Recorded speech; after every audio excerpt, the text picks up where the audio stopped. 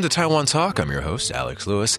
This week, we're joined, as we are every first Monday of the month, by Cheung, a features reporter for the Taipei Times. Han writes the weekly series, Taiwan in Time. Taiwan in Time, a column about Taiwan's history that is published every Sunday, spotlights important or interesting events around the nation that have anniversaries this week.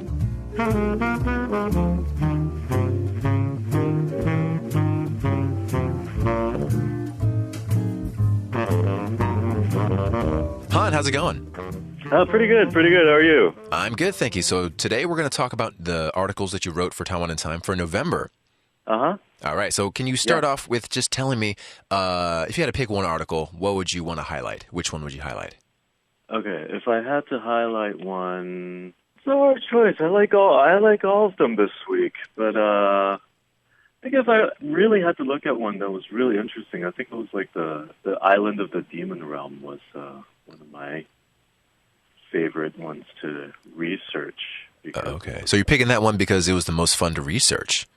Yeah, it was more fun to research, and it was really interesting because like a lot of people who don't like living in Taiwan or unsatisfied with the current situation call it Guidao, like Demon Island. Wait, really? This is my first time hearing that.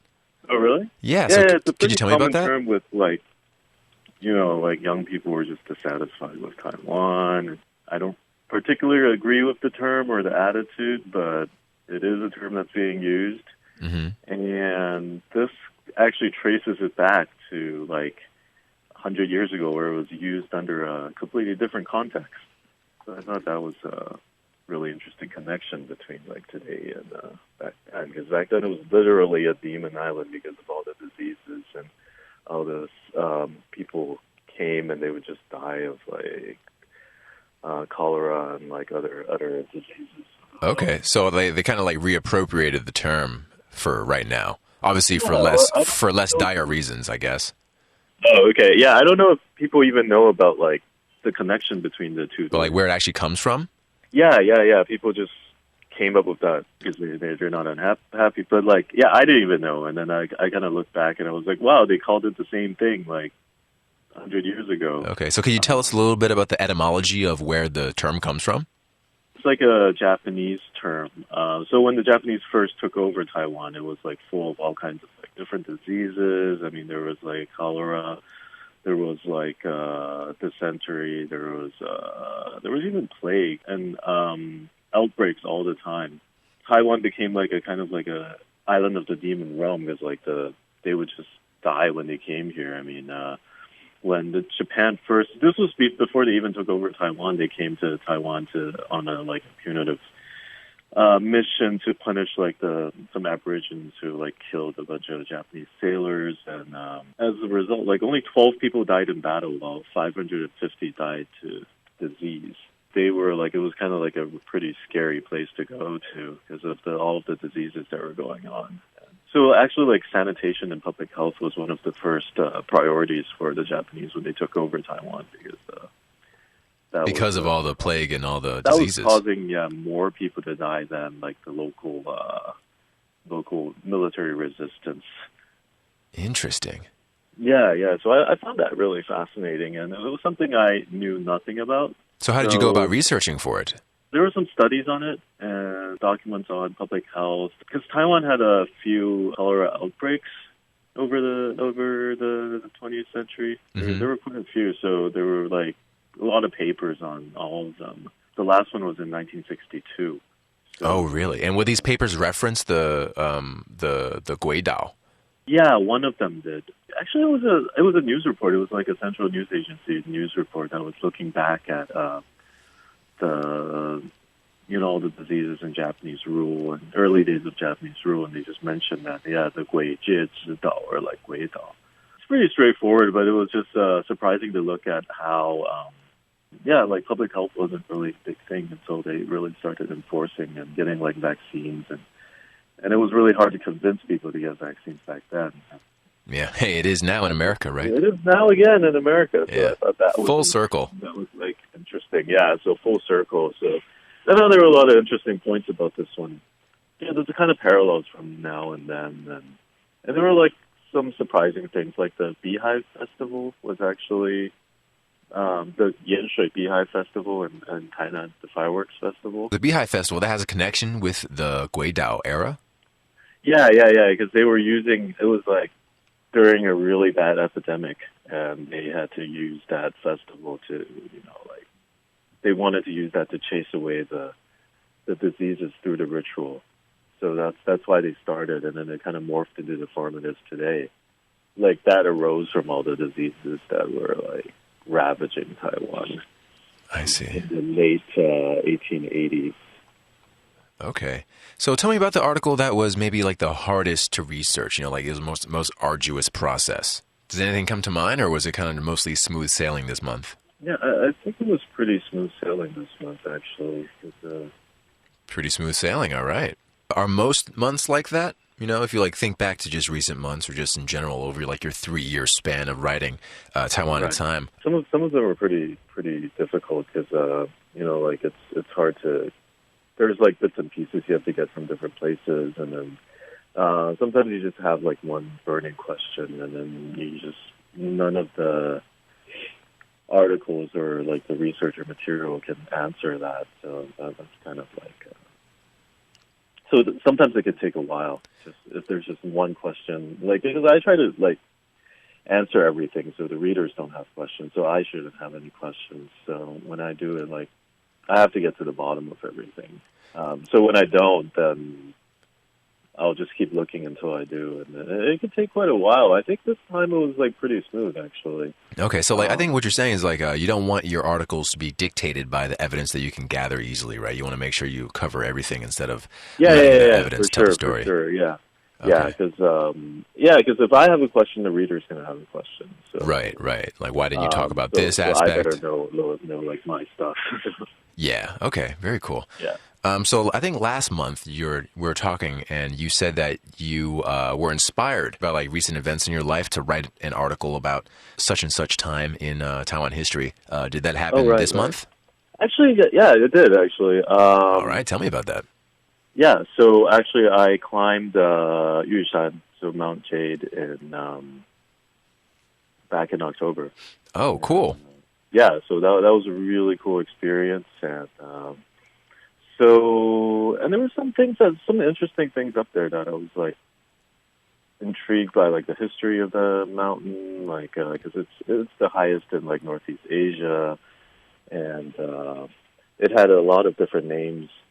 From time to time, there was like Mount Morrison, which the Westerners called it, and then there was a bunch of like Japanese shrines on the mountain, and there was like lots of history, bits of history here and there. There was like a pass where this American diplomat or official in Taiwan like fell to his death, and there's a marker there. So I started looking into it, and I found that so the mountain was named after a lot of different things throughout history. So I thought that was really interesting to look at, and so that was kind of inspired. I mean, it did coincide with a date, but I think that was mostly inspired by me, like climbing the mountain and then wanting to know more about it. So that's kind of how I go about my topics too. It's like a recent experience, like had some questions, wanted to know more.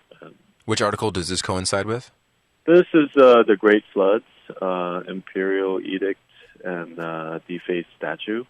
Basically the history of the naming of Yushan. So it went from like, its original Aboriginal name to like Ni Takayama, which is like the new high mountain, because it was like the biggest, it was taller than Mount Fuji, so they just named it New High Mountain. But it was such a big deal that the emperor had to like personally name it. And yes, and it was a holy mountain to the Aborigines.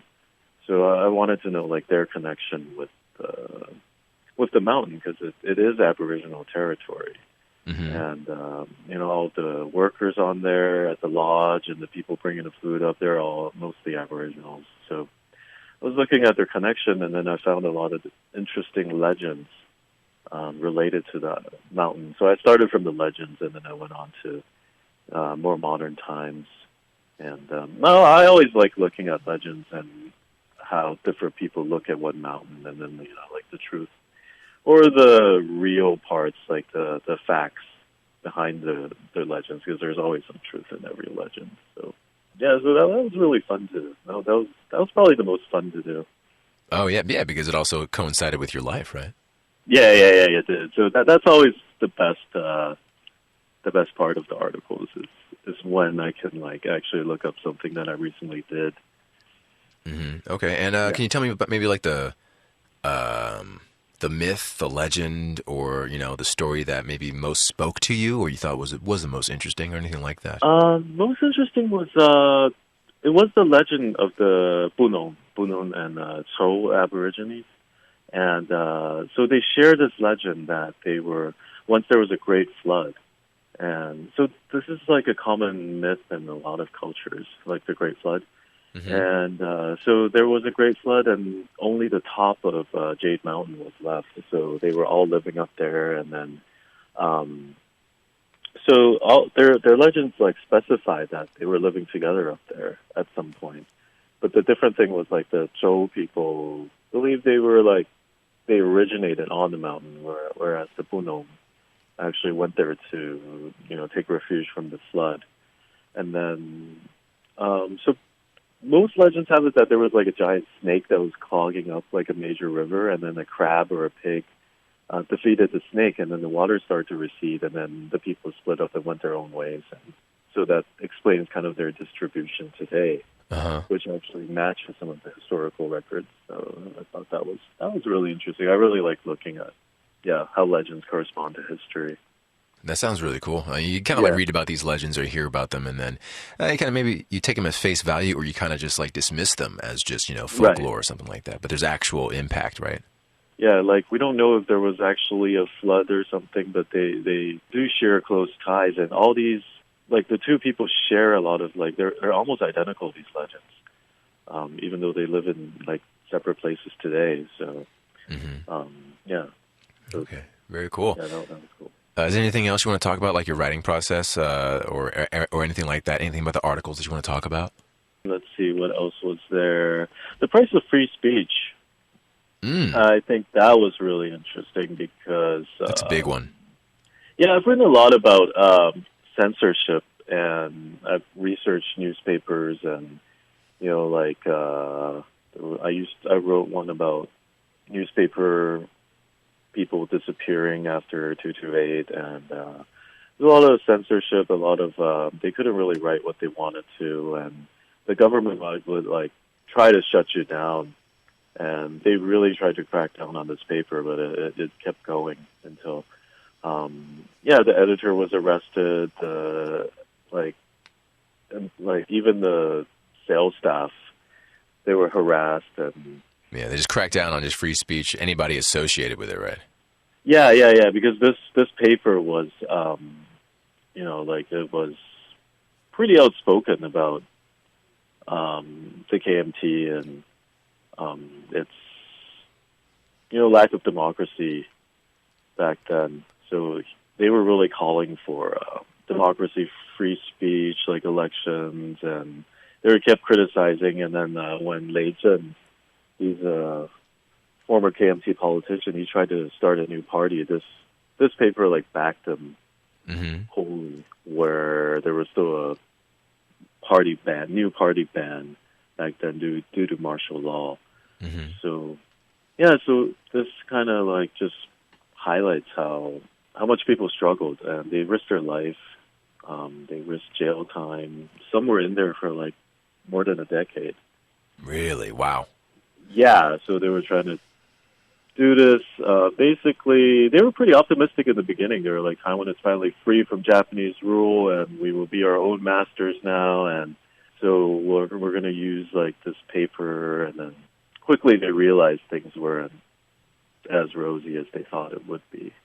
I think this is a really important piece, because I think a lot of people forget about where their current rights and freedoms come from. Right? People had to sacrifice to get these rights and these freedoms, and sometimes die, sometimes go to jail, everywhere. Not just in Taiwan, the 8-hour workday in the 5-hour work week, right? People died for that, little things like that. So, just press freedom, being able to read the Taipei Times, and for the journalists to write whatever they want to write about.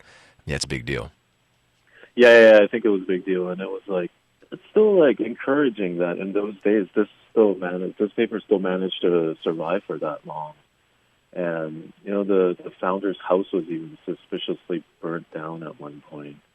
And I mean, nobody really knows what really happened, but it was branded as a paper with like improper rhetoric, and they couldn't like really just shut it down. They just kept harassing them, and the way and like they interfere with their like advertising, and they use all kinds of different ways to try to like shut this paper down. But like, I think the guy had money because he was a pretty big politician, and he had all these business interests, so he was able to keep the paper afloat. And yeah, so like when people complain about free speech these days, you gotta look at like back then. Now you can say anything you want. Basically, right? Yeah. So, yeah. So you gotta remember where that came from, and this wasn't like that too long ago. When was this? This was in the 1950s. I mean, the paper started in 1947. Mm-hmm. I think, 1946 or 1947, like a couple years, just 1 or 2 years after, the end of Japanese rule. Mm-hmm. Because, all Chinese papers were banned at the tail end of the Japanese era. So, so this wasn't that long ago, and this kind of, and he lost. Like, they had to shut it down, and then, some KMT member took it over and then made it his paper, and then ran it for a couple of years, and then sold it to the United Daily News. Mm-hmm. And so we really have to value our freedoms now, because like this guy had the money, he had the resources, but he was still shut down. He still had to shut down. Okay. Wow. Yeah. So, but now it's like if you're persistent enough, you can pretty much get your voice heard. Yeah, absolutely. A huge difference between the times, and you got to remember that it was not like, it just looks at how drastically Taiwan has changed. It takes generations to change these things, but Taiwan have managed to do it in like half a century, with the other rights and other things that are coming up. So it's pretty amazing to look back at these times and how oppressive life was here. We shouldn't take it for granted, right? Yeah, we should never take it for granted. And like reading about Taiwan's pretty recent history still shows that. Like, up to the 80s and 90s, there was still a lot of. That was just the very beginning of democracy and free speech and being able to voice your opinion and all that kind of stuff. So, yeah. So when you criticize Taiwan, you also think about how far it's gone.